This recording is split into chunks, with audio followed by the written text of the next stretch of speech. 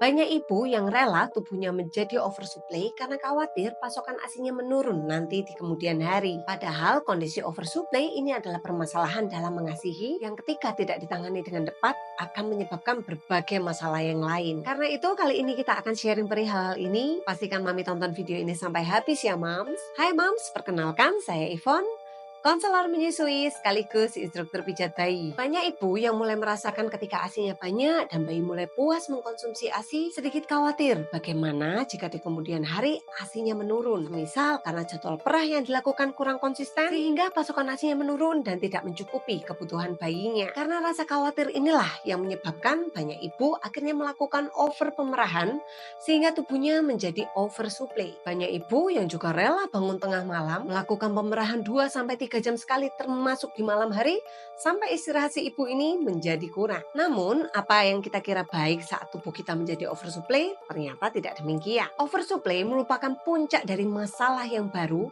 yang kita tidak akan tahu kapan nih masalahnya akan datang. Tanpa kita sadari, oversupply ini sebenarnya adalah bahaya yang sebenarnya akan terjadi dalam kondisi kita yang kelihatannya baik-baik aja. Beberapa resiko yang disebabkan ketika ibu mengalami oversupply diantaranya, pertama, bayi mudah tersedak atau muntah karena laju ASI yang terlalu deras saat kita menyusui bayi. Yang kedua, komposisi formik dan hin milk menjadi kurang seimbang. Komposisi yang kurang seimbang menyebabkan bayi saat menyusu lebih banyak mengkonsumsi formik sehingga perutnya menjadi kembung, fesesnya berwarna hijau, dan kita akan melihat bayi ini mudah sekali lapar. Yang ketiga, payudara ibu juga kerap kali akan mengalami pembengkakan, sumbatan, atau bahkan mastitis. Yang keempat, secara emosional ibu akan lebih penat dan lelah akibat pemerahan yang harus dilakukan secara over. Yang kelima, overpumping akan menyebabkan tubuh menerima sinyal yang keliru, jadi tubuh akan memproduksi ASI untuk 2 atau 3 bayi dan semakin lama akan semakin sulit